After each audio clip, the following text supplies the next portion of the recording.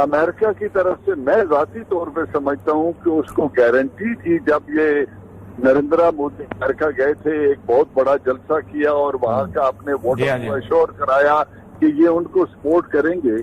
अब इंतखाबात होने तक, प्रेसिडेंशियल इलेक्शन अमेरिका में होने तक ये उसको गारंटी है कि आपके कोई इंटरनेशनल प्रेशर नहीं आएगा, न सैंक्शन लगेंगी, न यूएन हरकत करेगा, न वेस्टर्न कंट्रीज ह्यूमैनिटेरियन प्लेन से इंसानी हकूक के तमाम अदारे खामोश रहेंगे।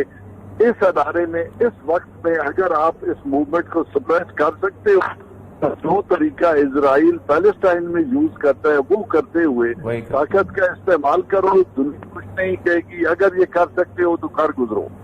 अब ये कुछ वो कर रहा है और अगले प्रेसिडेंशियल इलेक्शन तक मुझे यकीन है कि हिंदुस्तान के ऊपर कोई प्रेशर नहीं आएगा। ये साहब 6 महीने जो बात कही है, 6 महीने में अब जो देखेंगे, जो गुज़िस्ता 2 महीने गुजर चुके हैं उसके अंदर क्या कुछ होता रहा।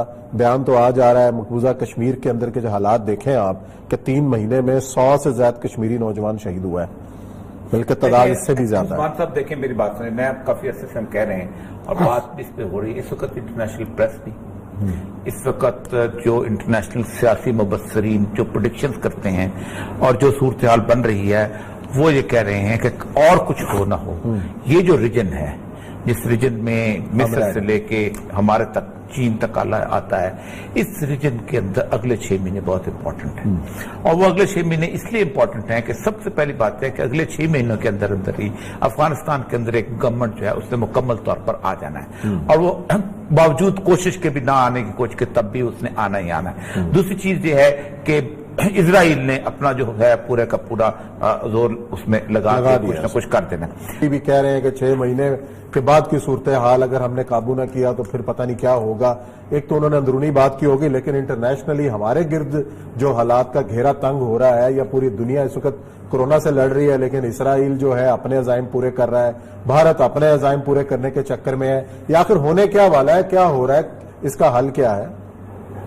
देखिए जी, हल तो ये बड़ा एक कॉम्प्रिहेंसिव क्वेश्चन है, लेकिन यकीनन इस वक्त एक खत्ते में बड़ी इंटरेस्टिंग सूरत हाल डेवलप हुई है, पर्टिकुलरली 70 और 35 के रिवोक होने के बाद। मेरी आवाज ठीक आ रही है आपको? जी जी बिल्कुल ठीक आ रही है। इसके रिवोक करने के बाद जो कश्मीर में सिचुएशन पैदा हुई है, इसमें एक अपॉर्चुनिटी है अगर हम अवेल कर सकें, और खुदा ना खास्ता अगर अवेल न कर सके तो फिर एक बहुत बड़ा चैलेंज है जो क्रिएट हो जाएगा, और फिर उसमें हम बड़े एक डिफेंसिव पे आ जाएंगे।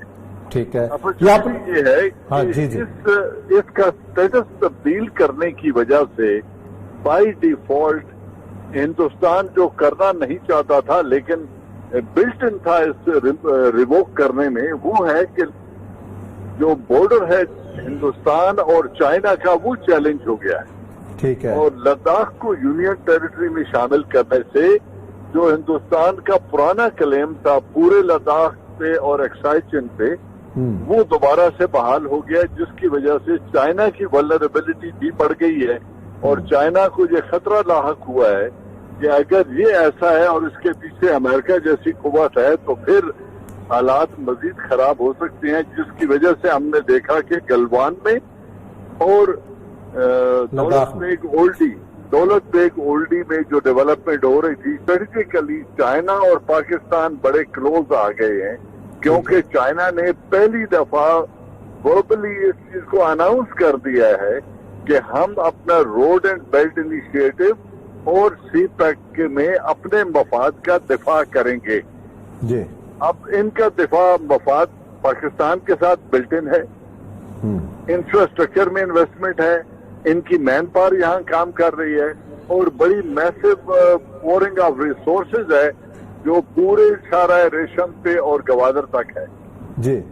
एक तो ये है कि स्ट्रेटेजिकली दोनों मुल्क क्लोज हो गए हैं, और अगर दौलत बेग ओल्डी को और गलवान को ऑक्यूपाई कर लेता है चाइना, तो फिर सियाचिन में क्याम नामुमकिन हो जाएगा हिंदुस्तान के लिए, जो वो 34 बरस से यहाँ 36 बरस से यहाँ बैठा है। अच्छा जनरल साहब, बात तो आपकी बिल्कुल बजा है, लेकिन अमेरिका का क्या करेंगे? अगर अमेरिका थपथपा रहा है उसकी पुष्ट भारत की, उसका मुकाबला कैसे होगा? अच्छा, ये लेकिन ये मुझे बताइएगा कि साइमल्टेनियस अटैक भी हो सकता है किसी तौर पर इन कॉन्फ्लिक्ट में रहे, क्योंकि जाहिर बात है वो जो उन्होंने गुज़श्ता 20-25 साल से इंडियन कौम को जो खुमार चढ़ाया हुआ है ना, को पता नहीं क्या चीज है, तो पाकिस्तान पे उसके सामने मोदी और जो भारतीय जनता पार्टी अपना इमेज बहाल करने के लिए पाकिस्तान पे अटैक का समझते हैं कि कोई एक होगा किसी किस्म की सूरत जो है नैरेटिव बेचने के लिए कि पाकिस्तान इंटरफेरेंस कर रहा है, वो लिमिटेड एक्शन कर सकता है पाकिस्तान के खिलाफ। जी अच्छा जनरल साहब, एक तो हम बात कर रहे हैं कि जिसकी अहलियत की बात की आपने, तो अगर हम गुज़िश्ता 3 महीने का जायजा लेते हैं तो सैकड़ों कश्मीरी नौजवान इस अरसे के दौरान शहीद किए जा चुके हैं। खास तौर पर पिछला जो महीना गुजरा है, अभी 3 दिन पहले एक PhD स्कॉलर नौजवान जो शहीद हुए हैं, तो वो तो जिस तरीके से अपने अज़ाइम को पूरा करता चला जा रहा है और उसको कोई वाज़े किस्म की आगे उसको नहीं मिल रहा, तो इसका फिर हम क्या कह सकते हैं कि ये तो भारत अपने तमाम। एक और मेरा सवाल साथ से भी लगा दिया कि इंटरनेशनल फोरम पे हम वो वॉइस नहीं बन सके, हमने छोटी सी वज़राए खारजा की कॉन्फ्रेंस करवा के खामोश हो गए। ये हमारी पॉलिटिकल लीडरशिप, जाहिर बात है इसका जवाब तो पॉलिटिकल लेवल में बहुत ज्यादा होना चाहिए था, क्योंकि मिलिटरीली तो जाहिर बात है फिर कॉन्फ्लिक्ट में चले जाएंगे। यकीनन होना चाहिए था, लेकिन जो अमेरिका पे उसने ये सब कुछ किया है, अमेरिका की तरफ से मैं जाती तौर पे समझता हूँ कि उसको गारंटी थी। जब ये नरेंद्र मोदी अमेरिका गए थे, एक बहुत बड़ा जलसा किया और वहां का अपने वोटर्स को एश्योर कराया कि ये उनको सपोर्ट करेंगे। अब इंतखाबात होने तक, प्रेसिडेंशियल इलेक्शन अमेरिका में होने तक, ये उसको गारंटी है कि आपके कोई इंटरनेशनल प्रेशर नहीं आएगा, न सैंक्शन लगेंगी, न UN हरकत करेगा, न वेस्टर्न कंट्रीज ह्यूमैनिटेरियन प्लेन से इंसानी हकूक के तमाम अदारे खामोश रहेंगे। इस अदारे में इस वक्त में अगर आप इस मूवमेंट को सप्रेस कर सकते हो, तो जो तरीका इजराइल पैलेस्टाइन में यूज करता है वो करते हुए ताकत का इस्तेमाल करो। दुनिया कुछ नहीं कहेगी, अगर ये कर सकते हो तो कर गुजरो।